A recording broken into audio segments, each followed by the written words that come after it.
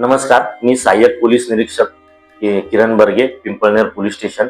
काल पिंपळनेर पोलीस स्टेशनच्या हद्दीमध्ये गोसावी समाजाचा साखरपुड्याचा कार्यक्रम होता. यासाठी मुलगा हा सोनगड येथील असून मुलीकडचे साखरी इथले पण लोक आलेले होते. या दोघांमध्ये सोनगड आणि साखरीवाल्यांमध्ये काहीतरी पूर्वीचे जुने वाद आहे.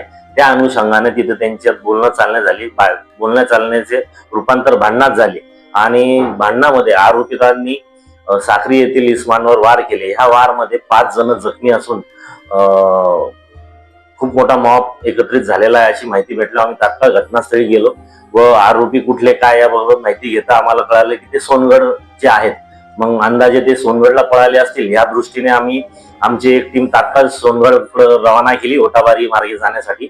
आणि याच दरम्यान आम्ही आमचे कॉन्टॅक्ट मधले जे पण नागरिक होते जसे कुडाशी कोटाबारी यांना सांगून रस्ता ब्लॉक करण्याची व्यवस्था केली, परंतु ते कुडाशी ते ब्लॉक न होता वारसा ओपी मधले हद्दी जे आहे ओटाबारी इथे ब्लॉक झाले आणि तिथं तात्काळ आमची पोलीस पोहोचून आरोपींना ताब्यात घेतले. तसेच या प्रकरणासाठी ज्याने चिथावणी दिली, ज्याने रील्स टाकल्या आहेत, तो अनिल गोसावी याला गुजरात राज्यातून काल रात्री ताब्यात घेण्यात आले. 4 आरोपी अटकेत आहेत आणि सदर गुन्हा नोंद करून गुन्ह्याचा तपास आम्ही स्वतः करीत आहोत.